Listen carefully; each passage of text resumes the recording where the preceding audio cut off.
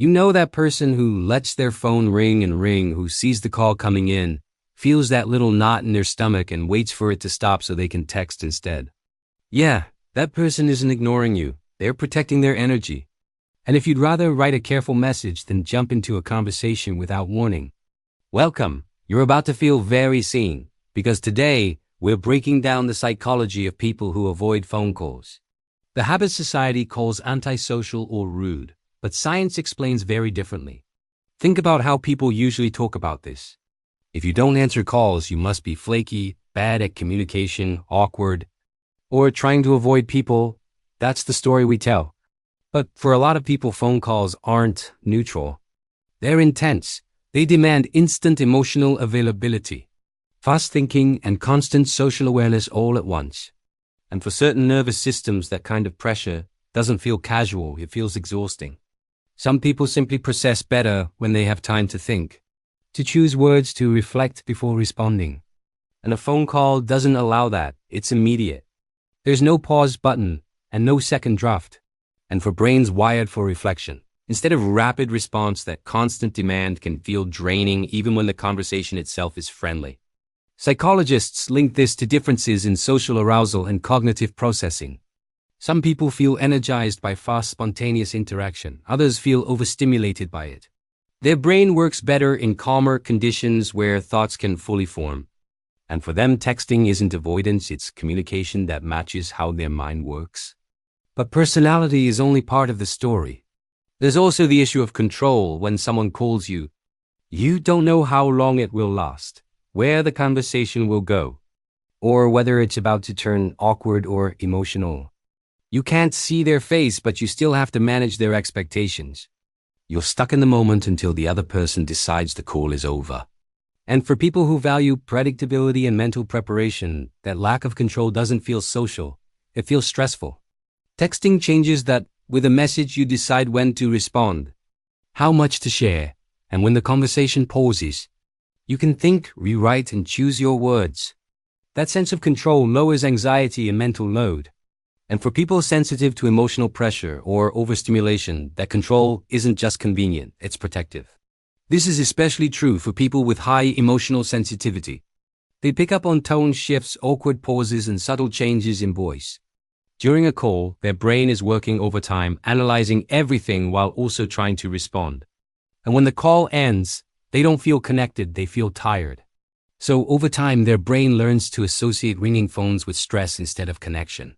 Now, here's something that doesn't get talked about much. People who prefer written communication often score higher in reflection, emotional awareness, and long-term thinking. They process feelings internally before expressing them. They don't blurt things out, they think first. That doesn't make them distant, it makes them deliberate. Avoiding phone calls doesn't mean avoiding people. It means choosing communication that feels thoughtful instead of reactive. And let's be honest, most meaningful conversations don't need to be live. You don't need real-time talking to care about someone. You need consistency, understanding, and emotional safety. And for some people, that safety comes more easily through messages than through spontaneous calls. But culture doesn't see it that way. Culture rewards availability. If you answer instantly, you're seen as loyal. If you always pick up, you're seen as dependable. Meanwhile, people who need space are labeled cold, uninterested, or unreliable. We've turned constant access into proof of care. And that puts enormous pressure on people who don't operate well in constant social mode. Social media and work culture make this worse. Messages, calls, notifications, group chats, meetings, there's no real off switch. So when someone protects their peace by not answering, it can look like rejection when really it's self-preservation. But sometimes avoiding calls isn't just preference. Sometimes it comes from fear of confrontation, fear of disappointing someone, fear of emotional conflict. And past experiences where conversations turned into pressure can train the brain to see phone calls as threats. And when that happens, avoidance feels safer than engagement. For people with social anxiety, a ringing phone can trigger the same stress response as public speaking. Heart rate goes up, thoughts race. Worst case scenarios start playing. What if I say the wrong thing? What if they're upset? What if I can't handle this? So they delay not because they don't care, but because they care too much and don't trust themselves to handle the emotional weight in that moment. And then there's depression, when energy is low and motivation feels heavy, even simple interactions can feel overwhelming. Returning a call can feel like climbing a hill when you can barely stand. So from the outside it looks like indifference, but on the inside it's exhaustion and shutdown.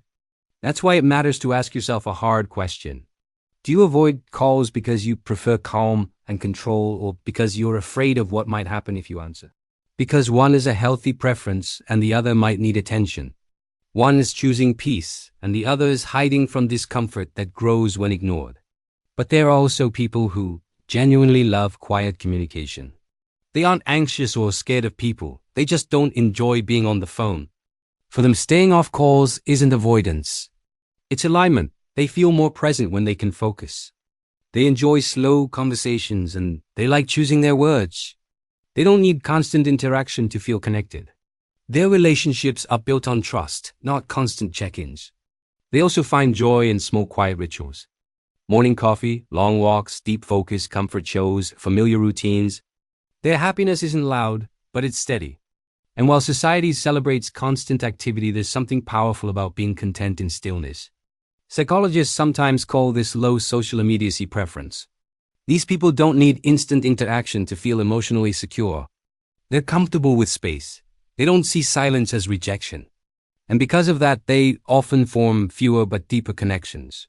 So if you're someone who feels relief when you miss a call and calmer when you can reply in your own time, you're not broken, you're not antisocial, and you're not emotionally unavailable. You're wired for depth over speed and clarity over chaos. But preferring quiet communication doesn't mean you don't care. It means you care in a way that's sustainable. You show up consistently instead of dramatically. And you invest emotionally even when you're not performing connection.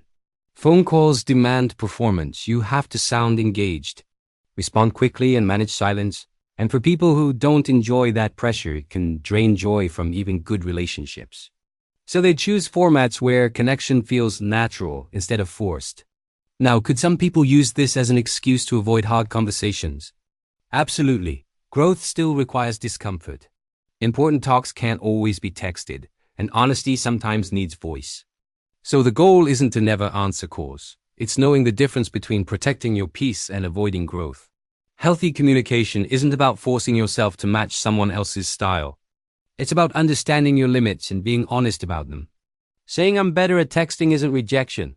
It's clarity, and clarity is kinder than silent resentment. So when someone doesn't answer your call, it might not mean they don't want to talk. It might mean they want to talk when they can be fully present. Not pressured, not rushed, and not overwhelmed. And when you're the one who avoids calls, it doesn't mean you're socially broken. It means your brain values preparation and emotional regulation over spontaneity. And in a world that rewards noise, choosing quiet is often misunderstood, but misunderstood doesn't mean wrong. So tell me, are you the type who lets calls go to voicemail? Or do you think people are just becoming more distant? Do you see it as protecting your peace or something we slowly start hiding behind?